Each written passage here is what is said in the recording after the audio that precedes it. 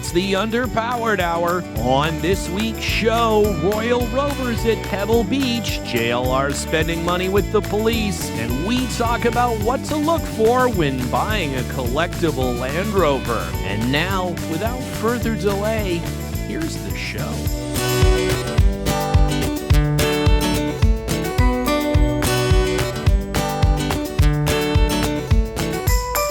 Welcome to the Underpowered Hour. I'm Steve Barris, mild-mannered television executive by day and Land Rover collector by night. You can find out more about our cars and what we're working on at thebarriscollection.com or follow us on Instagram at thebarriscollection. I'm joined, as always, by my good friend, Goss. Thank you to everyone joining us today. I'm the unsynchronized manual transmission to Steven's torque vectoring 8-speed automatic. I am the third pedal of podcasting, Ike Goss. I own and operate Pangolin 4x4 in Springfield, Oregon, where we live and breathe Land Rovers. Check us out online on Facebook, Instagram at Pangolin 4x4. Let's get started. All right, Ike. Okay, well, this week in the news, some exciting news out of Pebble Beach, which I know is a beach you're fond of, one of your favorite beaches. For sure. Next to the film beaches, which I know you're also a huge fan of. But the Royal Land Rovers are coming to Pebble Beach.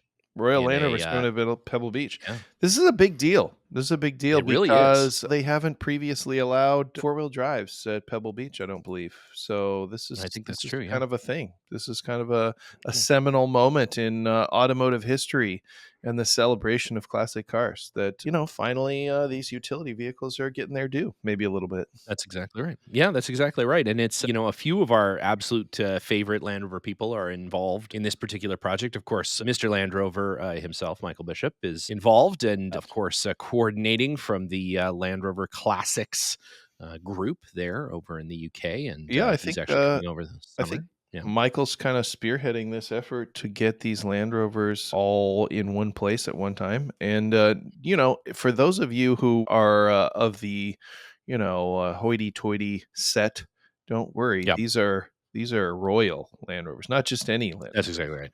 They're Royal Land Rovers. So one of them in particular I'm kind of familiar with is a Series 1 Royal Review vehicle, and Her Majesty Queen Elizabeth, I believe, did some touring around in this particular car, and it's gotten some recent treatments to make it more original, more correct. I think that's going to be on display with some later cars as well that are part of the classic collection. Is that right? That's right. Yeah, from what I understand, it's a pretty extensive travel through the royal history of Land Rover ownership, all the way up through fairly late model Range Rovers. I'm not sure if the one that the Obamas were toured around in is going to be there, but certainly, Range Rover classic models from the from the 1990s, 1980s, they'll be there, and of course a whole variety of series vehicles and things. Really pretty impressive collection. Now, I kind of discussed this a little bit with some of the involved parties, and I suggested that perhaps they could display Prince Philip's Range Rover upside down. That's right. The flipped over Range Rover, I think displayed in situ is really the right way. Do a whole diorama of that. I think that's the way to do it. They asked me no more questions. No more questions. Are they going to have Prince Philip's first gun tractor? I don't believe so, but that is kind of an interesting one. I think they just drove that right out into the ground, and then just into the ground. He's in it in the ground. Yes, they covered it up. Cool. Yep, and then just buried it. That's what he would have wanted. I mean, let's be honest. I mean, that's how I want to go. He did design that vehicle specifically to carry him to his mausoleum, I guess. Yeah, I think it is a mausoleum. Yeah. I mean, let's be honest. Aren't all of our Land Rovers one way or another somewhat? And we designed them to be entombed to entomb us at one point or another. I mean, we're riding a fine line there. Let's be honest. These things don't have seatbelts. You're not wrong. You're not wrong. There's there's something to that. Yeah. Well, it'll be pretty cool. I mean, I know here on the here stateside, obviously Jeffrey Ahuden and his team are hard at work on it, and Joe Eberhardt and the gang here at Jaguar Land Rover North America, the old JLR USA. They're obviously Pebble Beach is their event, so they're working hard to get everything going stateside. And yeah, it sounds like it's going to be quite the event. Get your loafers polished up. Get your Yeah, fancy yeah, hats dusted off. yeah. Yeah, that sweater, that white sweater you wear around your neck, but Get not like your you don't wear it. You just kind of wear it like draped over your shoulders with your get your turtleneck or whatever you got ascots underneath there. pressed. Oh yeah, for sure. It's gonna be something. It's gonna be a real humdinger.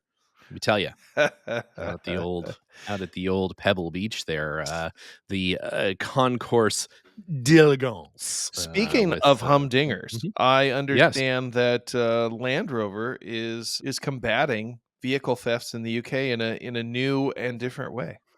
It's true, apparently, and this has been an ongoing problem. We've been talking about this now for what seems like years. So obviously great progress is being made.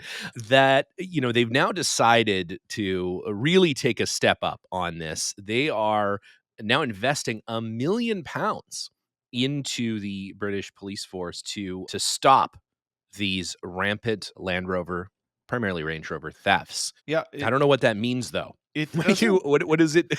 I don't know how that works exactly. it doesn't say exactly how that money will be spent, whether that's Right, like on new technology that will right. be easier for the police to use and coordinate with, Yeah, tracking devices perhaps, or possibly. Yeah, immobilizers or whatever, but it does say that right, they're backing the UK police against vehicle theft.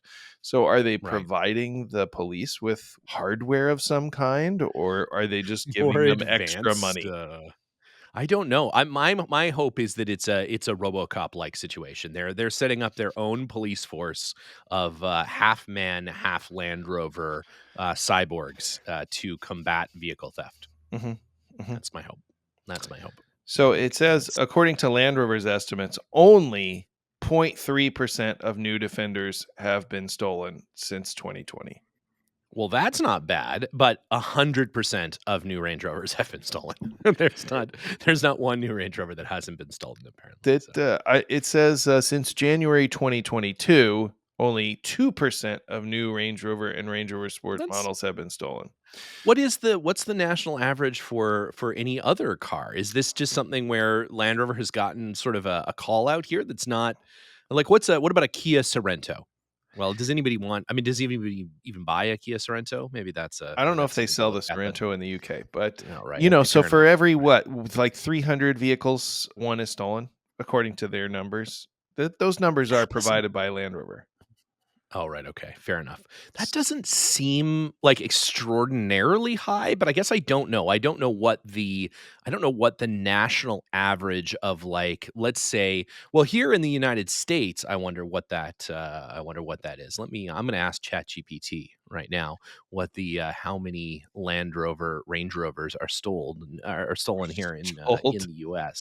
So Stoled. here's Stoled. Yeah. something interesting. So you think that perhaps this is just UK insurance companies that are bilking, like Right. the real theft that's happening is UK insurance companies bilking their customers, not from thieves.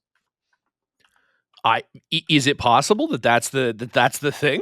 I mean, has Land Rover looked into that?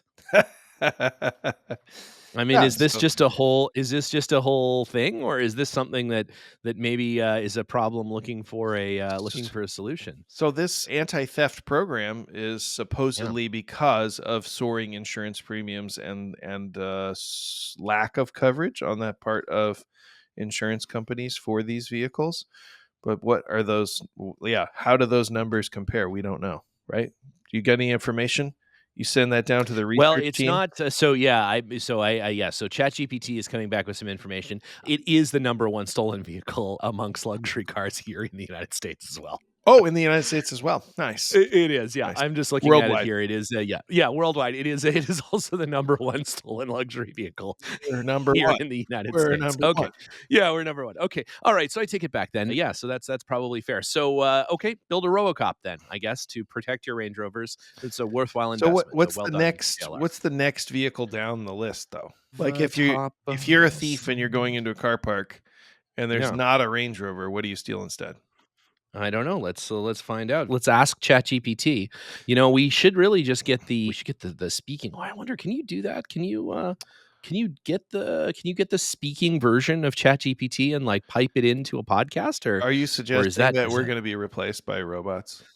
oh, maybe. I don't know. Maybe. Could be. I mean, I think a lot of people would appreciate. Okay, yeah. Number 1, Range Rover. Number 2, BMW X5. Number 3, Mercedes-Benz C-Class. Number 4, Audi A4. And rounding out the list at number 5, Lexus RX 450h. Okay, Those are the so top the 5. question that Top we 5. need to ask is how Mhm. are Land Rover and Range Rover premiums being affected in comparison to those Right. cars? And That's right. that's Yeah. something I don't know. Is it hard to insure a BMW X5? Yeah, And also, you've got to imagine there are like a million more X5s than there are Range Rovers, right? I mean, you see a ton more X5s than you do Range Rovers. So is it just a volume thing? Like, because there's just so many more X5s, it's not you don't necessarily see the percentage of X5s stolen because there's just more of them. yeah, yeah. The insurance business in the UK is also squirrely. You have to like let the insurance company know if you make any changes to your vehicle to like a very extreme level. So That's true, yes. if you put like a different scent of air freshener in your car, you have to notify the You have to insurance notify, company. yes. That's Yeah, correct. just in That's correct. case. Yeah, you do. Just in case it somehow changes the value or the safety rating of your car, you have to let them know. That's true. Or if you're in an accident, they just don't cover it. That's right. Because they'll be like, wait, you said Wait. cherry, it's mint. It's Not black covered. licorice. No I'm not coverage. doing it. No coverage. No coverage for you, sir. Yeah, no, it's true, especially when it comes to things like body protection. So bull bars or any of that sort of stuff, they get very, very touchy about that stuff on urban vehicles and certainly vehicles you drive, in the city and stuff. They get Imagine very calling touchy your about it. insurance company here in the United States and telling them that you mounted a high lift jack to the exterior of your Oh, vehicle yeah, especially where some, like Jeepers mount them. Like I mounted a high lift jack like directly to my windshield. Is that okay? on the That's all right, dash. right? On the dashboard. On the dash. Yeah, I just mounted it on the hood, like facing my face, just towards me, so that in the event of an accident, it will just torpedo through my head. You Yeah, could have a javelin rack on the hood of your car, and you no, could call the no insurance problem. company here, and they would be like, "Why are you telling us this?" Why are you calling me? Yeah, we've got other things to do. Yeah, exactly. It's true. No, that's true. Yeah. Yeah, you could just have a load of loose bricks, on your hood. Nobody cares. It's fine. Totally okay. Totally okay here in the US. But at any rate, well, hopefully, I'm looking forward to seeing Land Rovers, Robocops roaming the streets of and Yeah. 209s, It's roaming the streets of the UK, protecting Range Rovers. So yeah, that brings up a good question. Land Rover is it says it's bolstering police efforts with this Yeah, £1 million investment. Yeah, what does that mean? Is yeah. that what does that mean? You think I RoboCop don't know. situation, huh? My hope is Private police Robocops, force. private Range Rover based police force, meaning if they see any other crime, they're not going to do anything about it. They're just going to continue to protect that Range Rover that they're standing near. Is this the beginning of a privatized police force in the UK? In the UK, it might be. Land Rover will be the downfall of British society because of their privatization of Range Rover protection. Yeah, maybe. I don't know. You never know. What are you gonna do? You Yeah, never you know. never know. You never know.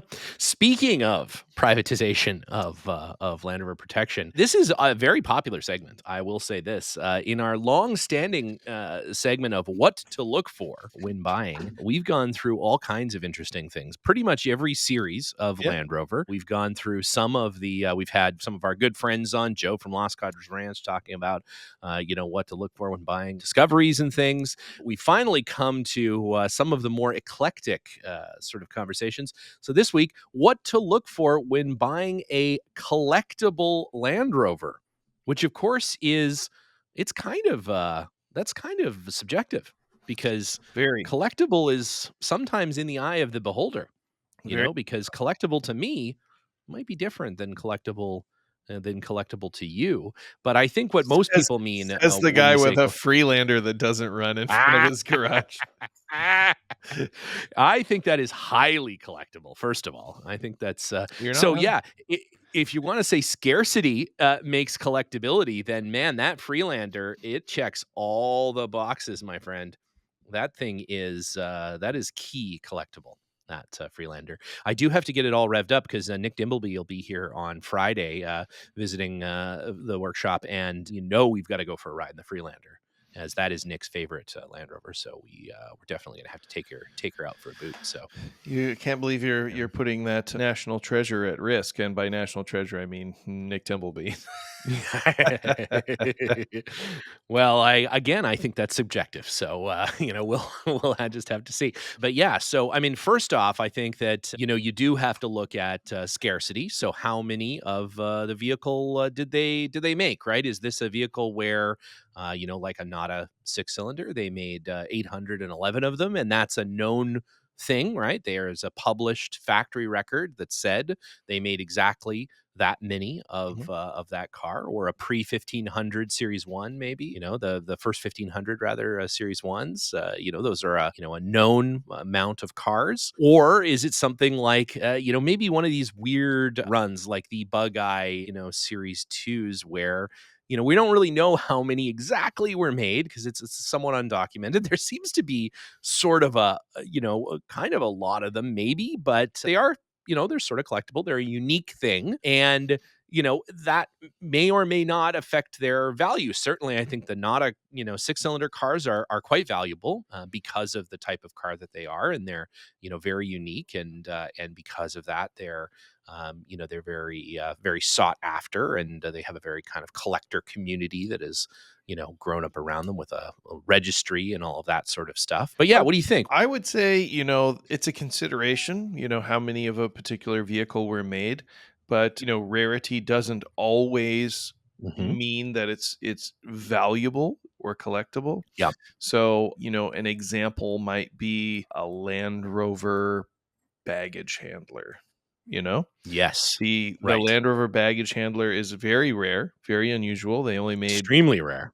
Yeah. very few, less than 4. 10. Yeah, less than Yeah, 10 maybe. Yeah. but the number of people who want a vintage Land Rover baggage handler Yeah. is pretty small. I So think it's that's 2. I think it's you and Phil Bashel. I think that's the 2. That's the 2. Yeah. So, Yeah. it's doesn't enjoy a huge collector enthusiast movement because its use is limited, like That's that's right. not to say That's that right. nobody wants it. It's a very interesting thing. Yep. It Super displays cool. well in a museum. It's Yep. like a real statement piece. It's cool, but Yes. it's Its not. utility is extraordinarily low. Unless you are loading baggage into an airplane or something, then Yeah. it's actually very useful, Well, but not as useful maybe as maybe a modern a modern baggage. piece of Yeah, equipment. That would do that's the true. same thing. Yes, that's true. That would do the So same thing. Yeah. so That's true. rarity isn't always, the Yeah. defining feature of a vehicle that's collectible, but certainly it enters into it. So, if there's 10 people that want a thing and there's only one of them, it can still be highly collectible, even though the Mhm. pool of people that want it is small, right? Yes. Yeah, that's right. Or something like the Stage 1, which was made in very low numbers, but is hated by everyone that owns them and Yeah, doesn't own them. that Yeah, brings up a because good point. they're There are yeah, certain vehicles that they're very few of for a reason. Nobody liked yeah, them when they were new, and yeah, nobody likes them now. yeah, yeah. And there are other ones that they made in huge numbers but didn't survive. Right. There's certainly vehicles, early motorcycles. They made a lot of early Yeah, motorcycles, but yeah, most of them didn't survive the scrap metal drives of World War II. Like yeah. by that That's right. point, it was like a 30-year-old motorcycle, and nobody cared Yeah, about it, and most they of them need got that scrapped. metal back. Yeah, Yep, yeah. So yep. there's certain things that they made a lot of, but not too many exist anymore. Mhm. So an example of a Land Rover like that might be a 2-liter diesel car. A 2-liter diesel Yes. car, Yeah. it's a car they didn't make huge numbers of, but also people don't really want them because they're kind of hard to live with, and Yep. parts availability is not very good. So Yep. that brings up another point. How easy is it to live with? A lot of people want to Right. enjoy their collector cars, not just look at them. And Hmm. a practical classic is a classic that has a enthusiast movement around it. The Vincent Motorcycle Owners Group, big Hmm. enthusiast movement. They supply and make a lot of parts for the bikes, and that Yep. makes the bikes easy to own, and people want to ride them because it's not a big deal if something were to go wrong with it, you can fix it. And same is true with Land Rovers. There's a big enthusiast movement. There's lots of parts availability, Yep. generally speaking. So Yep. some models that are unusual still enjoy good parts availability. Yeah. 2-liter diesel maybe isn't. It Yeah. not only is it not fun to drive, No, it is terrible to drive, but also hard to repair. hard to And repair and yeah. risky to Yeah. repair. Yeah. So that's certainly worth considering if you go to buy a car and your intention is to drive it a lot. How easy is this going to be to get parts for? And there's some other four-wheel drive vehicles that are, similar to a Land Rover in concept. Nissan Patrol is a good example. Yep. Here in the United States, they sold Nissan Patrols, and they sold them in reasonable numbers. But it's kind of a harder vehicle to own and live with because, parts availability isn't as good. The Yeah. enthusiast movement Not very good. isn't as strong. And so Hmm. while there are some things about Nissan Patrols that are better than things about Land Rovers of a similar vintage, they have a great engine, 6-cylinder, very powerful, great engine for a Nissan Patrol. Do people want them? No, they're hard to live with. Yeah. On a day-to-day basis, there's just not a lot of places to get parts, not a lot of parts availability, and so their value is fractional of what a Land Rover of the same vintage is, because the Land Rover Yeah. is like, you can get parts for it almost anywhere for the most part. It's still very good parts availability for those cars. But really, when you're talking about vintage cars and collectible cars, condition is king. This is what they say, Yeah. right? Condition is king. Yep. So Yep. this is the most important feature of any collectible car. What kind of shape is it in, really? Yeah. Yeah. There are other factors that enter into it. Does it have an interesting or history? Did did Hmm. did it do something neat? Did a famous Hmm. person or interesting person own it? Those Hmm. are important, but condition is really king. So if you've Yeah. got the perfect example Hmm. of a model that's not as good, it can still be worth a lot of money. Yeah. Well, and nowadays it's really coming around to less about the sort of factory condition, super restored, ultra concourse cars. There's still obviously a huge market for those and they fetch enormous money. But there's also this, and what I think is really interesting, and in the last, 15 some odd years, is this real appreciation for super original cars that are Unrestored. very complete and unrestored and, aren't junk, but are really well preserved and super original. Yeah. They still have the majority of their original paint. They still have every one of their little gadgets and gizmos, and most of it or all of it works. And they have all of their accessories, and they have all of the correct paperwork, and they have all of, I think that that's those little time machine sort of things are really neat, where anyone can restore a car to, if you have enough money, to a factory condition car, and those are amazing and those are super cool. And I have cars that are in extremely good condition, and those are awesome. And I have cars that are that are sort of time capsule cars, and they sort of occupy different sort of things, right? Where I do really love an original car, though. Like, it's sort of like that can only be that once. You can restore a car as many times as you want, but you can only have the car be original one time. And I think that's kind of neat. No, it's absolutely, they have an entire class at some car shows called a preservation class, and it's Hmm. kind of for these cars that are well kept originals, survivor type vehicles. I would still say that in that sense, condition is king. Yeah. That's Yep. a very unusual for a vehicle to survive untouched, for decades and decades, as an original example of that particular type of car. Mhm. That's more unusual maybe than a car that is restored or has Yeah. been restored on some level over the Yep. years. Yep. Somebody has painted it, somebody has reupholstered it, somebody has Mhm. followed their own vision of what they think the car should be. But certainly, originality is part of condition, and completeness. As you mentioned, you get a lot of cars that are missing pieces. People work on Yep. them. They don't put Yep. all of the pieces back necessarily, or they That little change the spring, that little washer, that little, yeah, that stuff all. they change Yeah. the hardware, they change, Yeah. whatever, and it's just I think people, these vehicles are to a certain extent time machines. People are nostalgic. They want to, Mhm. experience. Hey, what's it like to use this vehicle the same way that people used it, back in the day? And the more you change it, the more that sort of illusion is lost, right? Of Yeah, that's of right. of Yep. experiencing that different time period. That's not to say that things like resto mods and modernizing is bad. Those things can be Yep. good, and Yep. certainly things like brakes and steering upgrades really make a vehicle fun to drive. I think that people these vehicles appeal to people because they're interesting, they're old, they tell a story, and Yeah. the more intriguing that story is, the more valuable it's going to be.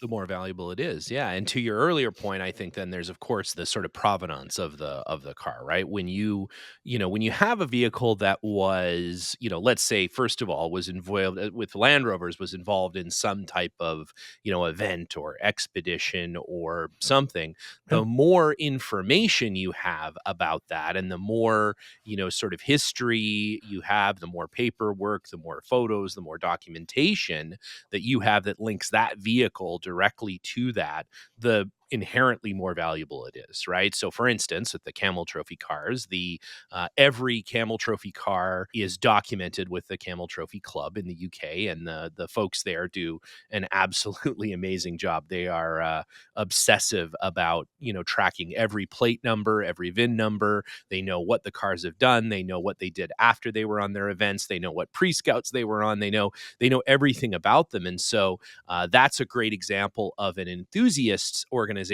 that can give you an incredible amount of insight into these vehicles and sort of what they did. And, then you can kind of go about the work of collecting, more information about it. But then there's also some that are, sort of expedition vehicles. And I know you have a few and I've got a couple as well that, you have to kind of do your own, you sort of do your own research, figure out what where these sort of things go. And it might be a logo that was on the door. It might be some photographs that came with the car. It might be something else where you sort of have to do a little detective work and kind of piece it together and figure out, exactly what it was. Yeah, that's it. Those vehicles tell a story, and sometimes that story isn't totally well known. So sometimes you get a clue, and you gotta pull on that thread and find out. So you could spend a lot of time, and we have researching a car and finding out what's happened to this car. You can start with the VIN number. There's records of what they call the dispatch records of the vehicles, when they were made, when they were completed, what color they were, these sorts of records. And that tells you, maybe where it was sent when it was new, where it was sold. Hmm. And you can kind of pull on those threads and that leads you somewhere else. If you're lucky, you get some documentation with the vehicle. Sometimes there's a build sheet. It's a special car and it has a particular list of equipment that was added to it when it was new, and you can kind of, like I said, flesh that out. Is that still there? Is that piece of equipment still there? Is it missing? What happened to it? Where did it go? And then Yeah. other times, like you said, there's a logo on the door. There's a sticker from a trip that it took to another country. A inspection sticker from Ethiopia or whatever. Hmm. And you Hmm. pull on that thread. You call the previous owners. You get photographs of it doing stuff. Like, I think all of that helps, tell that story or convey that to a potential purchaser. And it's interesting, it's fascinating, it adds to the vehicle more so than, I bought this off a car lot, and I don't know anything Right. about it. Right. I don't know anything about it. Yeah, I think it runs well, whatever, right? So, and then finally, there's, these very few, very unique sort of celebrity owned vehicles. And, it's a mixed bag, right? Like, Sure. do I care about Jim Varney's DeLorean? Does I that would pay for that. I would pay for that. You it know what? recently sold, and I personally would want Jim Varney's DeLorean. That You know what sounds I like, mean, Vern? Yeah, yeah, totally. you know what I mean, Vern? Like I would love, that more than anything. But But you probably don't want Jeffrey Dahmer's Yugo, but maybe somebody but does. they did sell Jeffrey Dahmer's fridge though, and somebody bought it. So, Oof, you know, brutal. yeah. Yeah, it's an interesting collectible. Let's just say that. But yeah, so the celebrity stuff is interesting because you kind of have to prove it, right? Which is sometimes Sure. difficult. Sometimes it's just a car, and whether or not Bob Marley actually owned that Range Rover, we don't know, and whether or not that particular celebrity actually spent time in it and did things with it or whatever. That stuff's pretty hard to prove. And then there's also like, what does that actually do to the value of the car? Does it increase the value of the car? Does it do nothing to the value of the car? I think it Does it depends on does it the decrease celebrity, right? the value of the Does it car? decrease the value of the car, right? Does Jim Varney really do anything to the car, right? Like, I mean, he was not necessarily known for his, for instance, Rowan Atkinson just sold one of his Defenders. Does that really do anything for the value of the car? I don't know. Mr. Bean's not known for his like Land Rover ownership. He's Um, beloved though, like he is I think beloved, I yeah, think that doesn't hurt it, but in yeah, certain circumstances, maybe, Michael Vick's, Suburban right. That's gonna probably not, probably probably not. doesn't help. No, No. probably not gonna Just help. just No, but universally loathed, right? just not great. Not Not great. great. That's It not doesn't gonna be help. good. You No, probably that's wouldn't not gonna be even great. you probably wouldn't even tell people that I was don't the think car. you'd tell anybody that. I think you'd CarMax that thing and you'd just be done with it. I think is probably what would happen. But for instance, in your case, like Steve McQueen's Land Rover, as Steve McQueen is a huge vehicle aficionado, he's obviously his film career was a mix of actual racing, as he's an actual race car driver, and a filmmaker that was obviously his work heavily featured the automotive culture, something like those are important vehicles. Those are cars that are part of car culture, are part of this sort of oeuvre of those actors. And so in those cases, those vehicles can be extremely valuable. Motorcycles, cars, and things involved with celebrities like that can be super valuable because of the type of person that those people were. So again, that's another sort of thing where you have to think about, who was the person, that owned these cars, Yeah, and what would they have done with it. it's subjective, if you're a fan of those things, that history, then you probably wanna experience that and preserve it. So finally, how do you value something like this? And there's something we get asked all the time.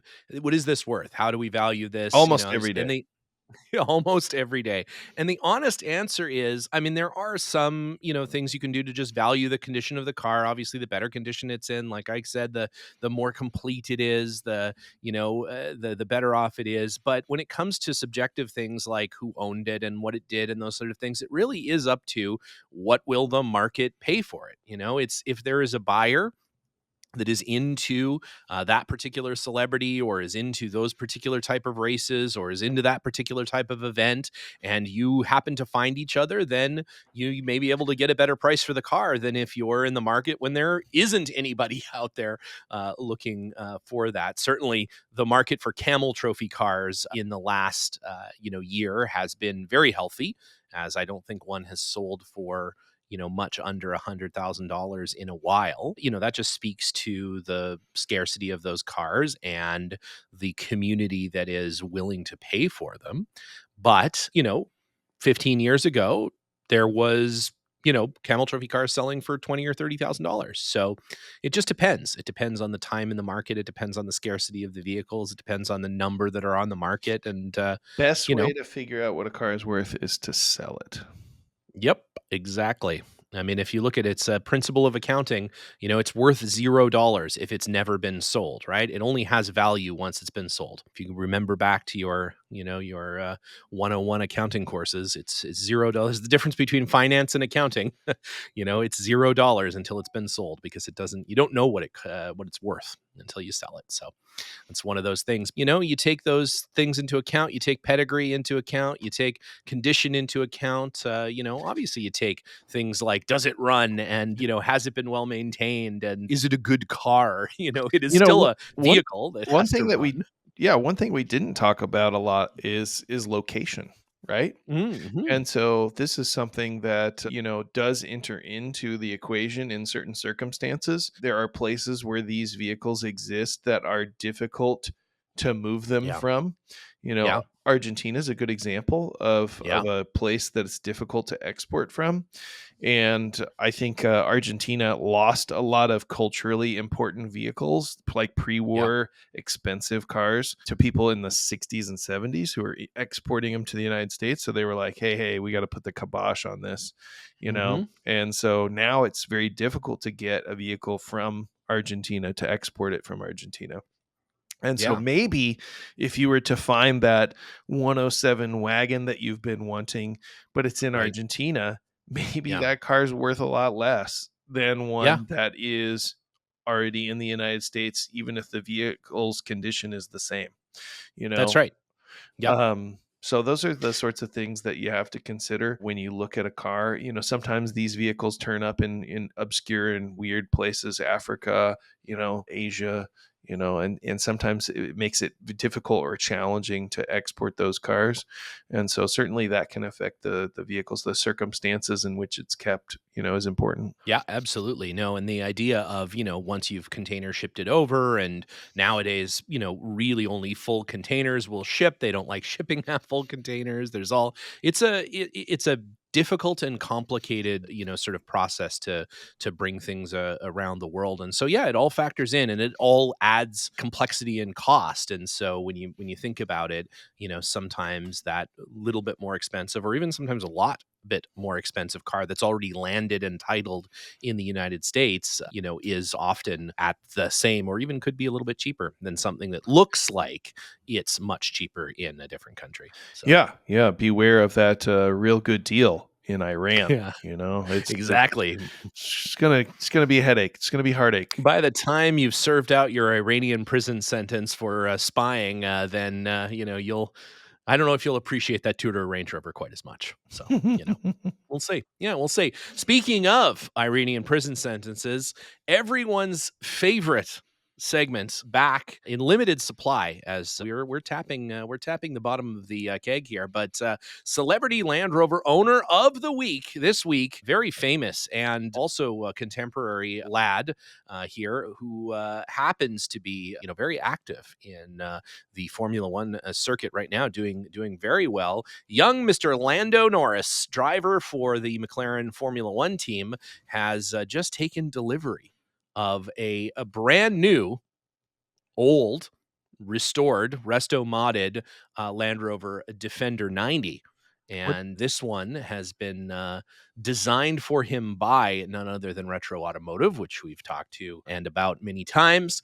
They have done a bespoke, which means somebody needs to put $1 in the bespoke jar. Bespoke topless design, meaning you can't put a roof on this car. Now, Lando does live in Monaco, so maybe that's okay, except that every Formula One race in Monaco usually has rain. So I guess whatever, you just get wet. But this is a special Nardo gray. Nardo gray? I like It's more special Nardo than gray. regular Nardo gray. Yeah, this is a special Nardo gray. Nardo. I like that, Nardo gray. And a McLaren design team inspired Egyptian blue interior, which is, What I don't year know, is the this car? Do we know? it doesn't really say. It looks like sort of, it's a late bodied Defender, so classic bodied Defender. Maybe it's a 90s, 2000s. It doesn't look like it has does it have a Puma bump on the hood? Does it have the power bulge? It does, but Bulge. but it has a 3.9 liter V8, so it doesn't need that power bulge. It just has it because I guess people think that looks cool. I personally don't love the power bulge. If you don't need it, I don't love it. But you can't buy a new hood, certainly not like a fiberglass one or something, which I imagine this one is, without that power bulge. They don't make the fiberglass hoods without that. So I don't know. Anyways. Missed opportunity to put Lando Rover on the hood. Oh, you're absolutely right. Oh man. Is a huge missed opportunity. This is a huge missed opportunity. But there are quite a few apparently 3D printed Lando Norris badges inside the car. Again, huge missed opportunity to just put Lando Rover things everywhere. But there are Lando iconography everywhere. I'm looking at the pictures of this. I just pulled up the pictures, and one of the photos, they've got a pizza oven in the back of it. It's the same pizza oven that you tried to give me, and I was like, I don't need that. Oh, yeah. We actually finally gave it away at a Land Rover event, but I guess Lando likes fresh pizzas. Well, somebody does. There's Wow. several photos of this pizza oven in the back of this Land Rover with like some tomatoes and a glass of wine and some raw prosciutto or something, and a random loaf of bread on one of the seats. This real weird photo shoot that they did here. Yeah. Hey, they they got everything you need in there. But it's an odd choice, 3.9 liter V8, which is an interesting choice. It's the classic Land Rover 3.9 liter, which is, it's not an LS swap, which you would think for a Formula 1 driver you would want that, but nope, they went with the classic 3.9. This checks all the boxes. You've got the quilted upholstery, quilted leather seats, yes. Yeah, you've got but low back. You don't have Defender high backs. You've got series low backs. Yeah, that's kind of interesting choice. Yeah, they've got the Marshall speaker center console thing. Center console. Yeah, you have to have that. Yeah, that is a necessary. This is like the bingo card of custom Land Rovers. Of custom Land Rovers, yeah. Yeah, it's got all the things that everybody who builds these things, like a garish colored upholstery, for the inside. You got the bright blue in this case. Bright blue, yeah, which is apparently McLaren team inspired. Yeah, you have to have that. You've got those stitching. Those weird headlights, those LED headlights, like the multi-pod LED headlights. You got to have those. You've got these. This actually has a drop tailgate instead of the swing door tailgate. Surprising. Which most of them do the swing tailgates, but this has got the drop head.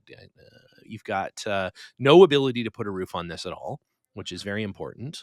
What prevents you from putting a roof on this? Remind me. I think just that they have they've rounded over all of the cappings and everything, so there's actually no attachment points anymore. They've flattened off the cappings, so there's actually you don't have the pockets to drop the sticks in anymore because they've sort of shaved the cappings off. So yeah, man, what do you do now? I do believe that it is waterproof. It's waterproof by nature. So I guess your leather seats would get wet, but I don't think there's any reason that it would have to be covered except that the occupants would get wet. But does it come with the pizza oven? Does it come with what? The pizza oven. I'm sure it does. Yeah. It doesn't mention that it does, but I don't think it doesn't. It did take 1,000 hours to build that car, apparently. 1,000 hours. Yeah, wonder what they started and it doesn't with. have door cards. 1,000 hours, but no door cards. So no, there's no pictures of the engine. I don't see a picture of the engine in this. Do you? No. Did you see? No pictures at all. No pictures of the engine, but it is said to be a 3.9 liter V8, which I can only imagine would be the Land Rover 3.9 liter V8. That would be the only one I would think of. But and I don't actually see any of these 3D printed Lando badges. But I agree. Huge missed opportunity on not calling it the Lando Rover. That was a huge missed opportunity. I may send an email because that's a huge missed opportunity. Oh wait, I see a picture of the engine. It has an Edelbrock on it. It's carbureted? I think it is. Oh, that's bizarre. It has the so this was like Edelbrock air cleaner on top of the Valley. Yeah, so this would have been like an 80s 3.9 liter. Then this is like a stage 1 era, like Range Rover era. It does have a serpentine belt on it though. That's interesting. But yeah, it's just an Edelbrock carburetor on it. Wow, Well, it could be fuel injected. It could be the Edelbrock fuel It's injection. got the diamond plate rear crossmember cladding. You gotta have that. The You gotta have plastic that. license plate light. Oh man, this is. It's got everything. It's got everything. It's got everything. 1,000 check it out. hours. Check it 1,000 out. hours of work. Check it 1,000 out. hours of work. That link will be in the show notes to that. So head on over, check out Lando Norris's Lando Rover. And yeah, you can get one yourselves. Head on over to the folks at Retro Automotive, and they can build you up a Land Rover that doesn't have a roof. Quilted leather interior with the all the bits, all the standard fare. With that, it's been a slice. We'll head on out and see if we can't get some word to Retro Automotive before that car ships to put some Land Rover badging on that car. Gotta do it. Well, until next week, head on over to the old YouTube there. Check that out. We've got all the Anarch stuff is up there. Bob Steele, Bruce Fowler, a RTV adventure is worth the entire viewing. It's 15 minutes of just pure joy, those two. Just old guys yelling at each other. If you like old guys yelling at each other, check it out.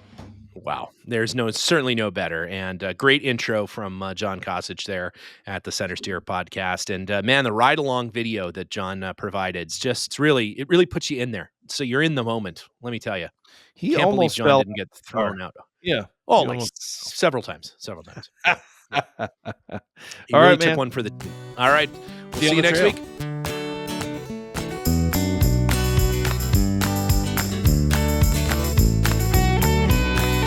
The Underpowered Hour is produced by Liza Barris, Ike Goss, and me, Steve Barris. Pavel Svardov composed and performed our theme music. Consider supporting the show on Patreon, and if you already do, thank you. Your support makes the show possible. For even more, check out our Instagram or Facebook.